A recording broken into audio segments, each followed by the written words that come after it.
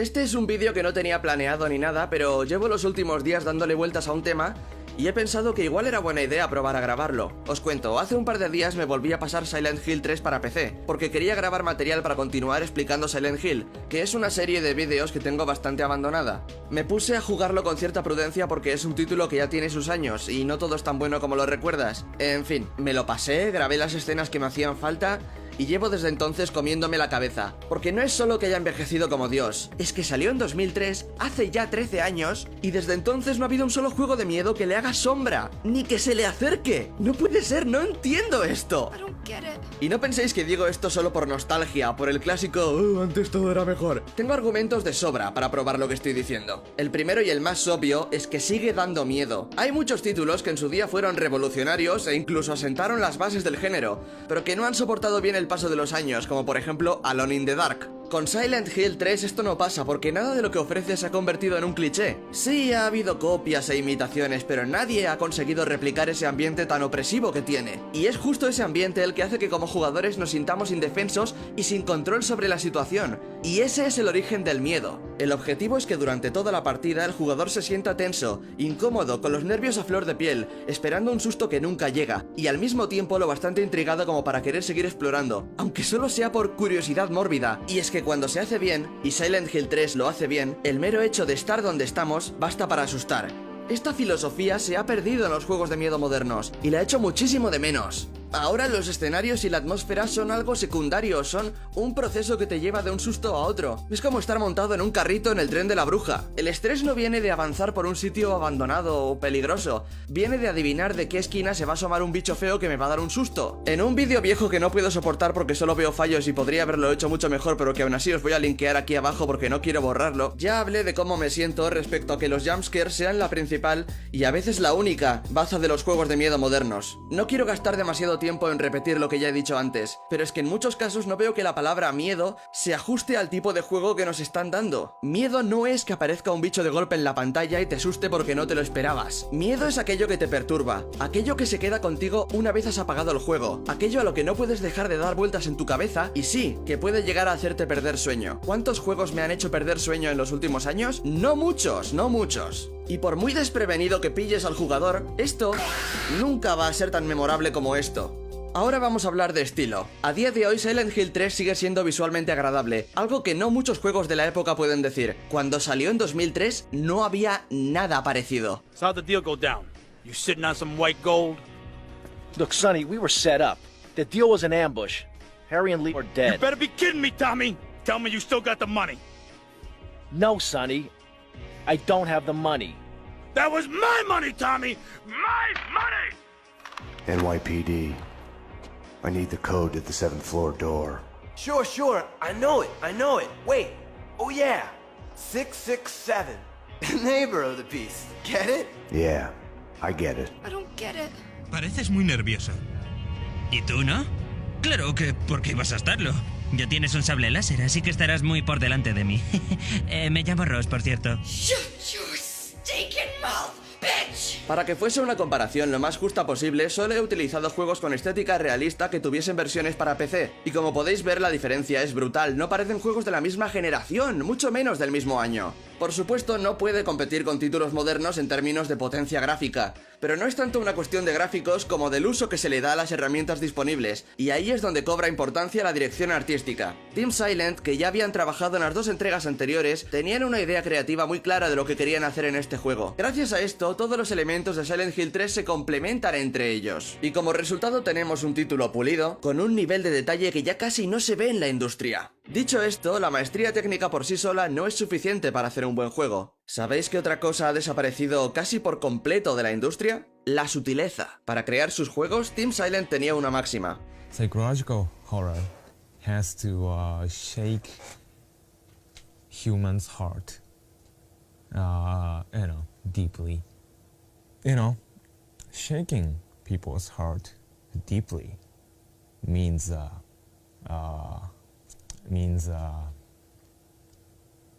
uncover people's core emotion and their core motivation for life. Everybody is thinking and concerning about sex and death every day. And if we want to scare or shake or touch the users or spectators, then we have to think about, sex and death deeply.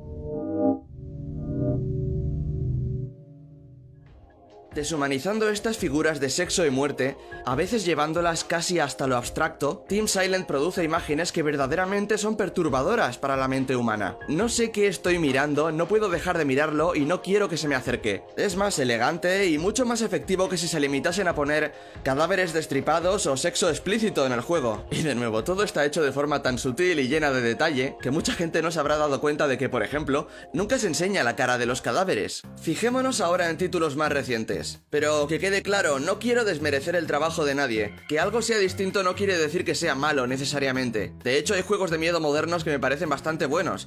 Esto solo es una comparación basada en mi criterio personal. Tenemos Amnesia, que básicamente resucitó el género de los juegos de miedo para PC, y fue el primer caso de juego de miedo cuyos gameplays se vuelven virales en YouTube. No es un mal juego de terror, pero los escenarios son muy mediocres comparados con los de Penumbra, la saga anterior de los mismos creadores, y el diseño de los monstruos es un poco...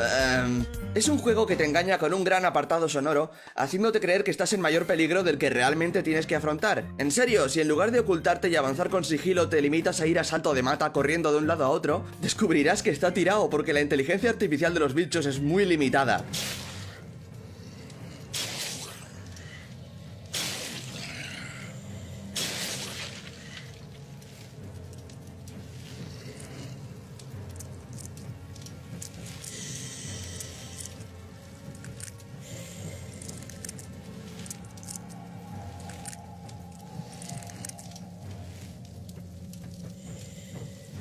Ah, y también se empeñan en llenarlo todo de cadáveres que parecen de goma espuma y dan más risa que miedo. Outlast, en cambio, tiene un muy buen diseño de niveles, todo está interconectado de forma realista en el mapa y de verdad que es una gozada. Se nota que pusieron mucha atención en ese aspecto del juego. Solo hay un problema. Te pasas medio juego escapando de los tiñosos estos y la otra mitad avanzando a oscuras con la cámara de vídeo en modo visión nocturna. ¡Qué forma de desaprovechar un buen mapa! Ojalá le hubiesen dado mayor énfasis a la exploración en lugar de hacerlo tan lineal. Y lo que es peor, desde el primer momento nos ponen delante tantas tripas y casquería que llegado un momento tienen que amenazar con cortarle la polla al prota para impactar mínimamente al jugador. No solo es desesperado, es directamente de mal gusto. Y luego está Alien Isolation, que pudo haber sido un gran juego si no lo hubiesen estirado como un chicle. Alguien pensó que era buena idea meter enemigos aparte del Alien en un juego llamado Alien Isolation. ¿Isolation de qué? Si aquí estamos todos, esto está petado de gente. La mayoría de misiones parecen de relleno y eso es porque lo son. Con toda la atención que pusieron en plasmar los escenarios de la película, ya podrían haberse fijado un poco también en su estructura. No puedes sacar al xenomorfo cada 5 minutos haciendo las mismas cosas y esperar que siga dando miedo. Ah, ¿y os acordáis de lo que he dicho antes sobre Amnesia y la inteligencia artificial de sus monstruos? Aquí intentan evitar ese problema dotando al alien de una IA que es simplemente injusta. Lo vendían como algo mucho más sofisticado, dando a entender que el alien aprendía de tu forma de jugar. La realidad es que es aleatorio. Por mucho cuidado con el que avances, por mucho sigilo con el que te muevas, si el juego decide que el alien te ha visto, te ha visto.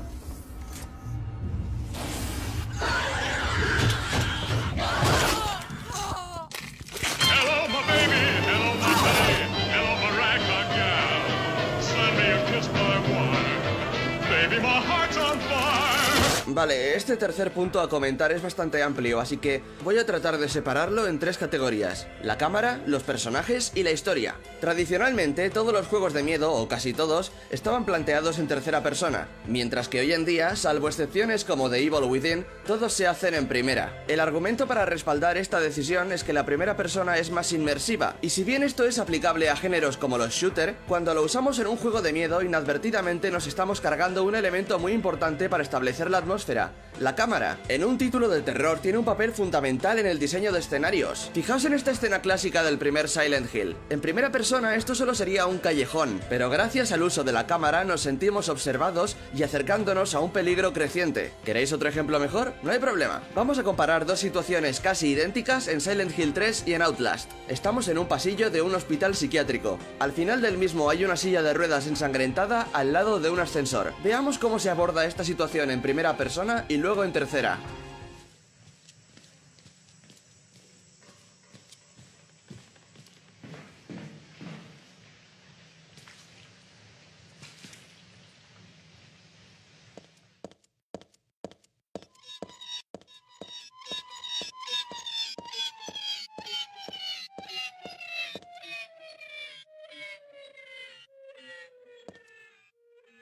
¿Con cuál de las dos habéis sentido más tensión?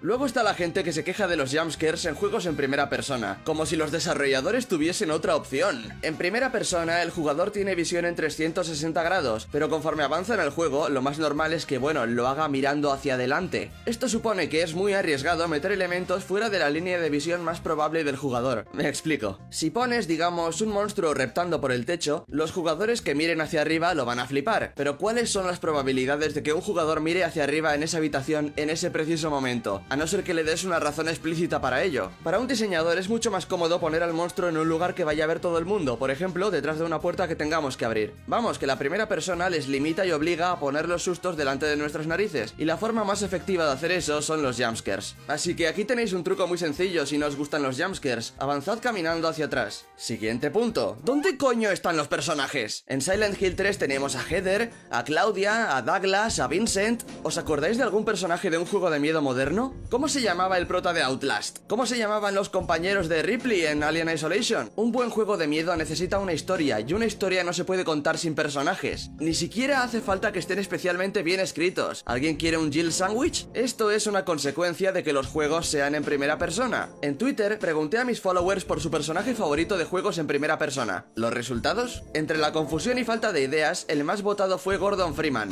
un personaje que se caracteriza por ser mudo. La función de la primera persona es que asumamos la identidad del protagonista, pero si ese protagonista ya tiene un carácter definido, pueden producirse incoherencias entre las acciones y expresiones de un personaje que en teoría somos nosotros, pero que se debate entre nuestro control y la voluntad que le ha dado el propio juego, por así decirlo. A esto se le llama una, atención chicos que voy a decirlo, disonancia ludonarrativa. ¡Hostia! Perdón por el daño. Y de los personajes pasamos a la historia. Si hay un término mal utilizado en la industria moderna, es terror psicológico. Hoy en día se llama a cualquier cosa terror psicológico, incluso cuando por su definición no puede serlo. Como ya nos han dicho antes en este vídeo, terror psicológico es aquella obra que se centra en los personajes y en sus emociones, a fin de que el espectador empatice con ellos y sienta lo mismo. Por eso en Silent Hill, además de las imágenes perturbadoras, siempre hacen hincapié en los personajes y en sus sentimientos. Vamos, que si no hay personajes, no hay terror psicológico, es así de simple. Podéis ver ejemplos de esto en películas como La escalera de Jacob o en series de televisión como Twin Peaks. Pero claro, como a la gente le gusta hablar sin tener ni puta idea, pues ahora cuando algo te da miedo dices que es terror psicológico y encima quedas guay. No, es que da más miedo que el miedo normal, es que te emparanoias, XD. ¡Wow! ¿Ha salido Freddy de golpe y te ha pegado un susto? Eso es súper psicológico, tío, debes de ser muy inteligente. De hecho, el único juego en primera persona que podría llamarse terror psicológico es Pathologic, y porque está centrado en el diálogo. Y así está el patio. Podéis llamarme pesimista todo lo que queráis, pero ya no hacen juegos de miedo como los de antes, y eso es un hecho. Y me deprime ver que no mucha gente se da cuenta de esto. Shinji Mikami quiso cambiar la situación con The Evil Within, pero es un juego que intenta hacerlo todo, y como resultado parece que no tiene nada propio. ¿Está herido? ¿Qué ha pasado?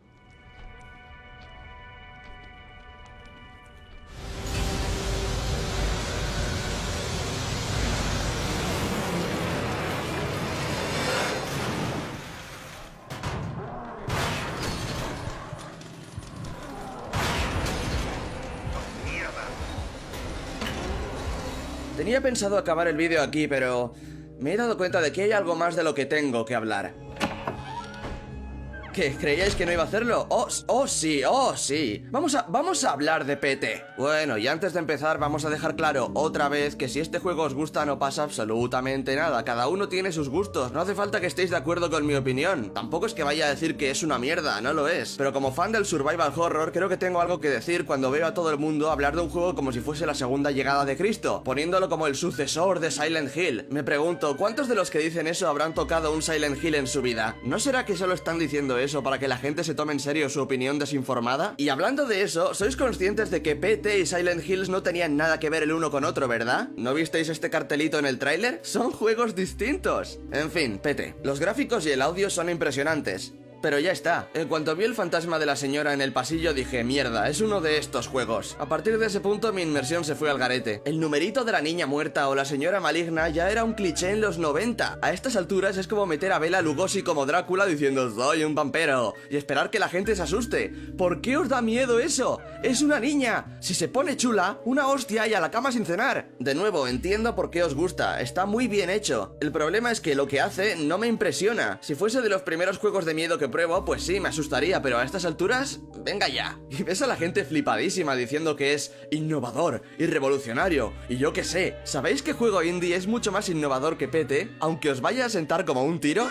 Citando textualmente a Kojima, esto era un experimento consistente en hacer un juego de miedo con el Fox Engine, pero tenía que parecer un título indie, de modo que tuvimos que bajar mucho el listón de calidad intencionadamente. ¿Os dais cuenta de la ironía aquí? Lo hicieron genérico a propósito y os encanta. Os encanta hasta el punto de recrearlo en Unity. Os encanta hasta el punto de apoyar 2 copias baratas del juego en Kickstarter, cada una con su niña maligna respectivamente. Os encanta hasta el punto de que ahora hay juegos indie plagiando algo que quería parecer un juego indie.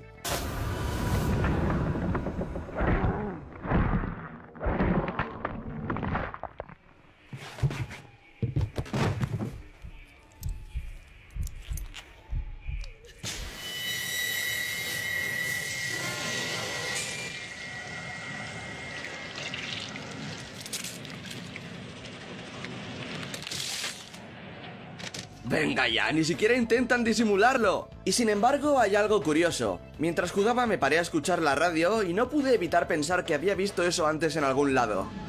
The day of the crime, the father went to the trunk of his car, retrieved the rifle, and shot his wife as she was cleaning up the kitchen after lunch.